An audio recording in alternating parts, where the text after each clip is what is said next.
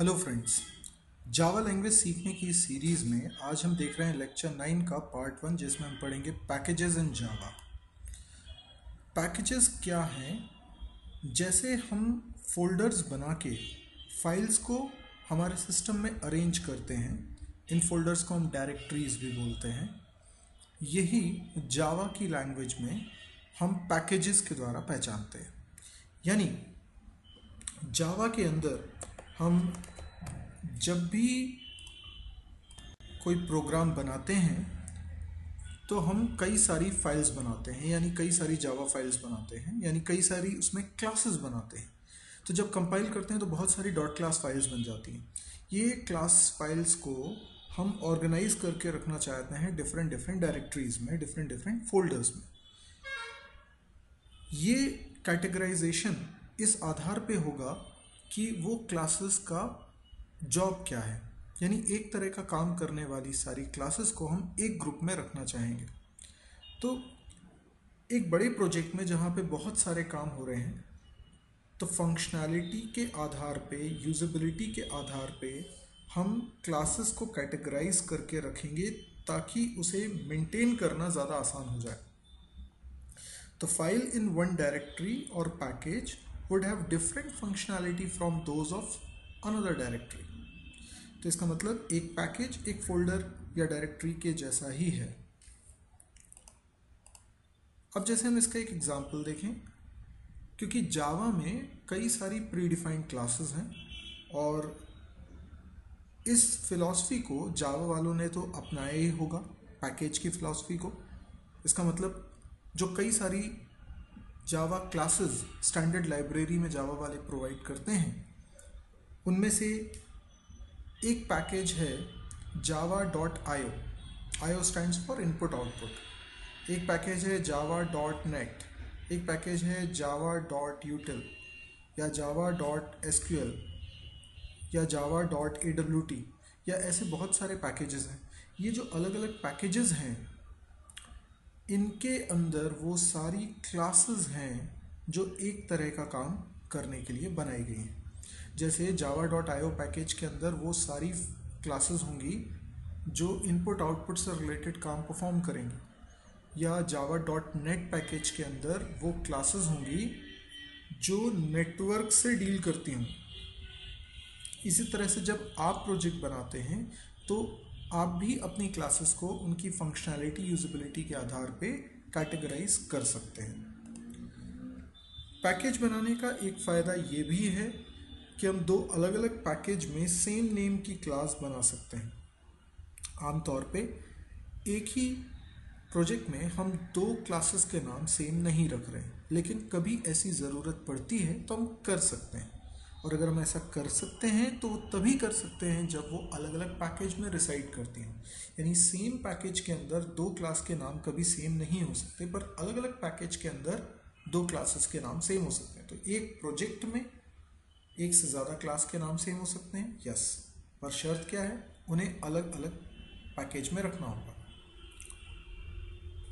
एक और benefit package बनाने का ये है कि हम इजीली अपने प्रोजेक्ट को मेंटेन कर पाते हैं, क्योंकि फाइल प्रॉपरली ऑर्गेनाइज करके रखी जा रही होती है। अब सीखते हैं कैसे पैकेज को क्रिएट किया जाता है। मान लीजिए हम एक जावा प्रोग्राम बनाना चाहते हैं, जावा फाइल बनाना चाहते हैं जिसका नाम रखेंगे helloworld.java, और इसे वर्ल्ड नाम के फोल्डर यानी पैकेज में रखना चाहेंगे। तो मैं बार बार फोल्डर बोल रहा हूँ पैकेज को, तो ये सिर्फ इसलिए कि हम फोल्डर से काफ़ी फैमिलियर हैं। हम लोग कंप्यूटर यूज़ करते हैं तो हमें फोल्डर का मतलब समझ में आता है।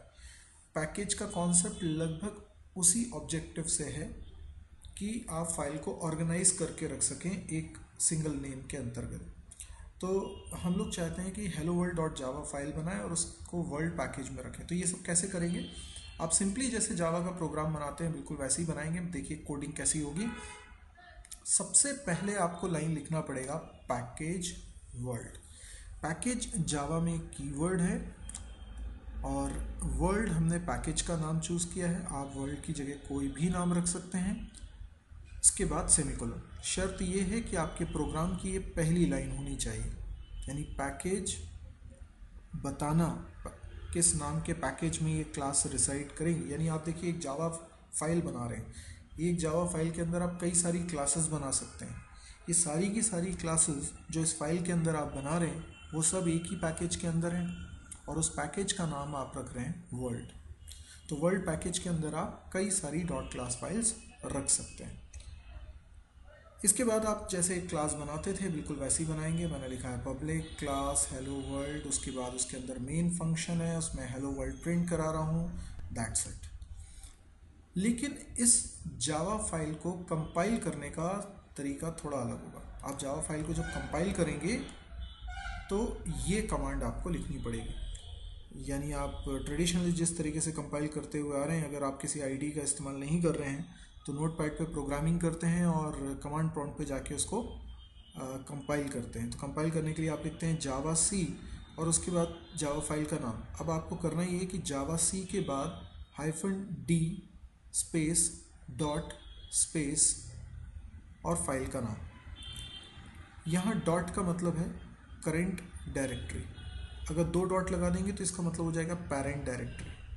तो -d एक शॉर्ट कोड है डायरेक्टरी क्रिएट करने का। तो हेलो वर्ल्ड डॉट जावा के अंदर जो पैकेज का नाम मेंशन्ड होगा उस नाम की डायरेक्टरी यदि पहले से बनी होगी तो हेलो वर्ल्ड डॉट जावा को कंपाइल करके डॉट क्लास फाइल उस पैकेज में रख दिया जाएगा। और अगर वर्ल्ड नाम का पैकेज बना हुआ नहीं है तो इस कमांड के थ्रू वो पैकेज उस नाम का क्रिएट हो जाएगा, यानी फोल्डर क्रिएट हो जाएगा और उसके अंदर ये डॉट क्लास फाइल स्टोर हो जाएगी। डॉट क्लास फाइल जो कंपाइल होने के बाद बनती है, राइट। तो कई बार ऐसा भी होता है कि आपने ऐसा किया, हो सकता है आप इसको अभी घर पे ट्राई कर रहे हो और ट्राई करा तो इस तरह की कुछ एरर आ रही हो। हाँ, इस तरह की एरर अगर कभी भी आई है तो आज इसका मतलब भी हम लोग समझ लेते हैं। सबसे पहली बात, ये एरर मैसेज ज़रा समझिए क्या है। Java c is not recognised as an internal और एक्सटर्नल कमांड। अभी तक आप जावा के प्रोग्राम्स कहाँ बना रहे हैं, कहाँ सेव कर रहे हैं? एक तो आपने जावा कहीं पर कहीं पर आपने रखा होगा, इंस्टॉल किया होगा। जैसे मैं आपको मेरे सिस्टम का बताता हूँ, तो मैंने अपने सिस्टम में एफ ड्राइव के अंदर जावा फोल्डर बनाया हुआ है और जावा फोल्डर के अंदर जेडी के फोल्डर में बिन फोल्डर के अंदर मेरी ये सारी नेसेसरी फाइल्स हैं, जिसमें कंपाइलर भी है javac.exe, जावा लॉन्चर भी है, प्रोग्राम का लॉन्चर भी है java.exe। तो बेसिकली ये है कंपाइलर javac.exe। पर ये रखा कहाँ है? मेरे कंप्यूटर में एफ ड्राइव के अंदर, जावा फोल्डर के अंदर, जेडी के फोल्डर के अंदर, बिन फोल्डर के अंदर।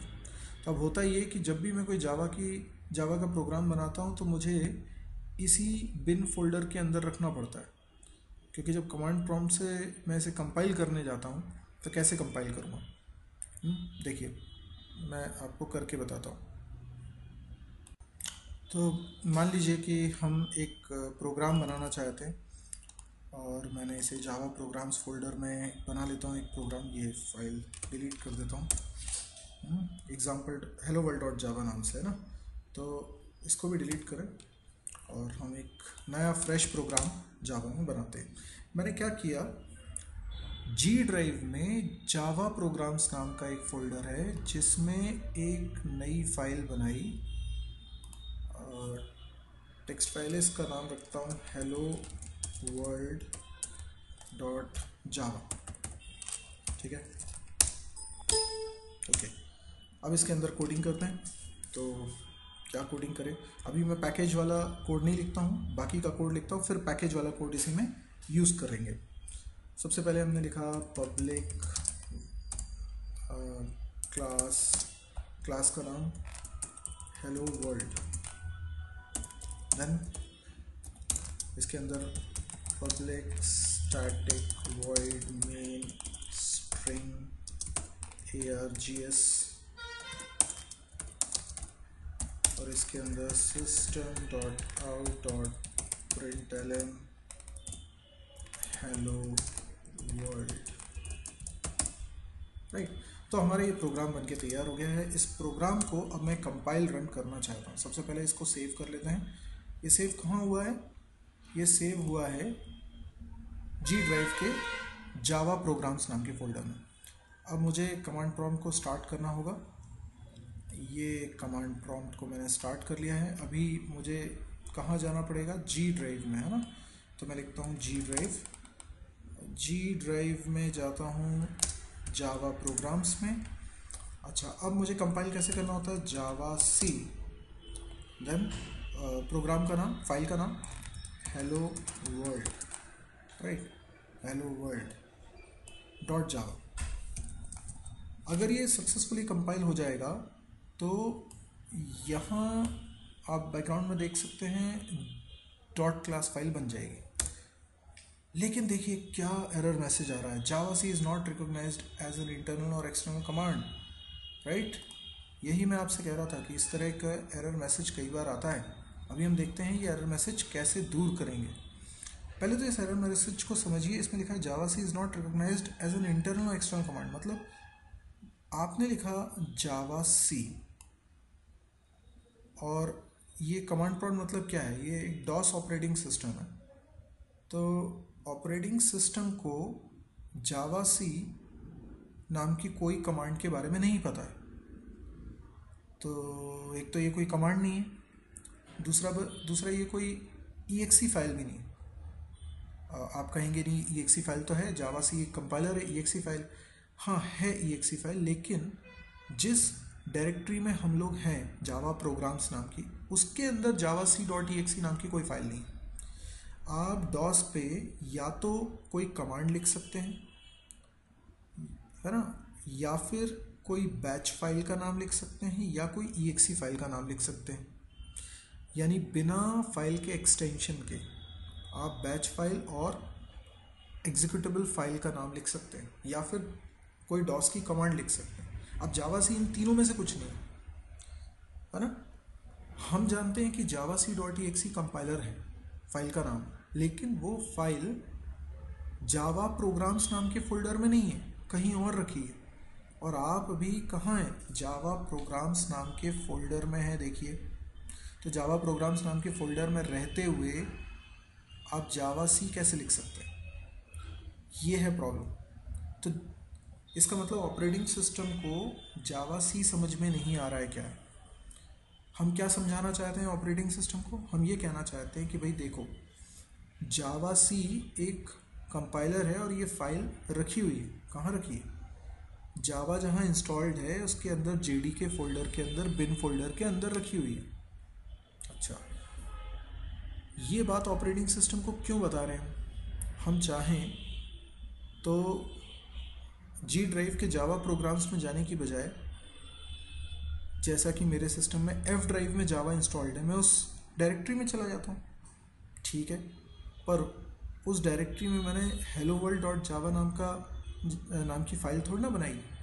ये hello world dot Java file तो मैंने जावा प्रोग्राम्स के अंदर बनाई। तो कोई ये कह सकता है कि भाई जावा के JDK के बिन फोल्डर में ही बना के इसको सेव कर दो, बिल्कुल ऐसा कर सकते हैं। पर ऐसा करने से मेरी फ्लेक्सिबिलिटी ख़त्म हो जाती है। अभी मैं प्रोग्राम किसी भी फोल्डर में बना के सेव करके रखना चाहता हूँ, ये मुमकिन नहीं हो पा रहा है। तो ये मुमकिन तब हो पाएगा जब मैं पाथ की सेटिंग करूँगा। और ये पाथ की सेटिंग क्या होता है, पाथ की सेटिंग का मतलब ये होता है कि मैं ऑपरेटिंग सिस्टम को ये बता दूँ परमानेंटली कि भाई देखो, जो जावा का कंपाइलर है जावा सी डॉट EXE, वो कहाँ रखा है, वो रखा हुआ है जावा के JDK के बिन फोल्डर में। ये पाथ मैं उसे बता दूँ। तो अगर मैंने अपना जावा प्रोग्राम किसी भी फाइल में किसी भी फोल्डर में बना के सेव कर दिया, जैसे कि यहाँ जावा प्रोग्राम्स नाम के फोल्डर में मैंने अपना जावा फाइल बना के सेव की हुई है, तो मैं यहीं पर इसे कंपाइल कर लूँ, है ना। भाई मुझे उस फोल्डर में तो जाना पड़ेगा जहाँ पे मेरा प्रोग्राम रखा है, लेकिन कंपाइलर तो एक फिक्स जगह रखा है। जावा के प्रोग्राम तो मैं कभी इस फोल्डर में सेव करके रखता हूँ, कभी दूसरे फोल्डर में सेव करता हूँ, ऐसा हो सकता है।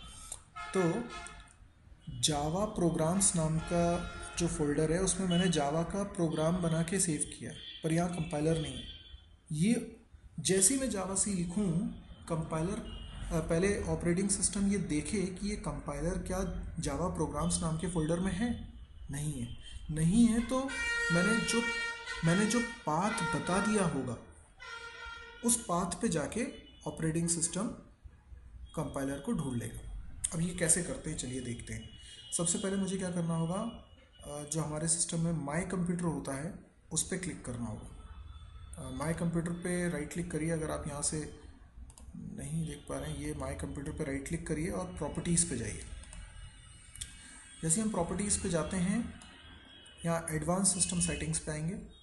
एडवांस सिस्टम सेटिंग्स पे जैसे ही आएंगे, ये नीचे एनवायरनमेंट वेरिएबल पे क्लिक करेंगे, यहाँ पाथ है, इस पे एडिट पे जाइए और इसमें एक पाथ जोड़ दीजिए।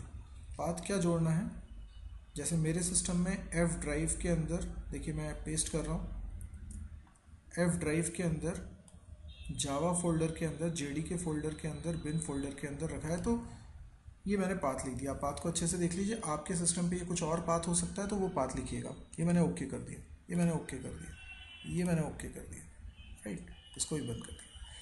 अभी मैं दोबारा इसको कंपाइल करूँ, अभी भी एरर आ रही है। एरर दोबारा क्यों आ रही है, अब तो नहीं आनी चाहिए।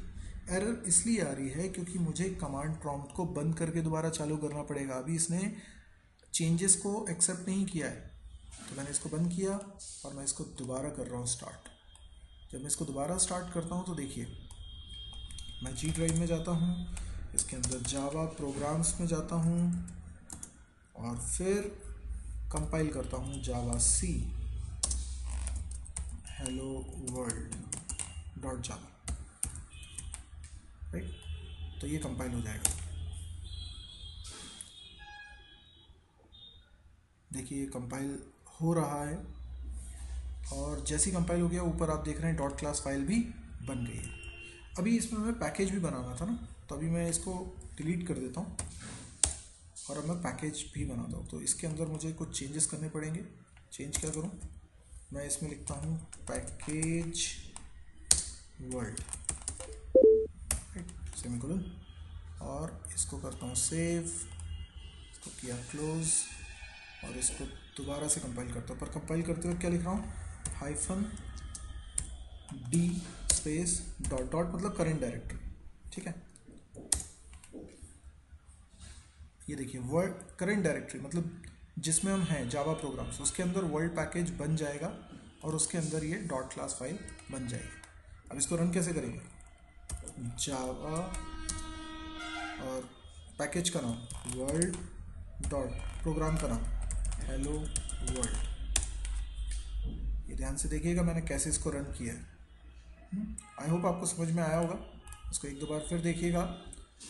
अच्छा एक चीज़ याद रखिएगा कि आप जब कोई जावा फाइल बनाते हैं ना, तो उसमें आप कई सारी क्लासेस बना सकते हैं, लेकिन उनमें से एग्जैक्टली कोई एक ही क्लास हो सकती है जो पब्लिक क्लास है ना। जैसे मैंने अभी जो क्लास बनाई उसको पब्लिक क्लास बनाई। अब क्योंकि एक ही थी तो एक पब्लिक क्लास है, तब तो कोई दिक्कत नहीं है। जैसे ये मैंने बनाई थी तो इसमें एक पब्लिक क्लास बनी हुई है, लेकिन एक और क्लास बनाऊंगा तो उसको पब्लिक नहीं बना सकता, है ना।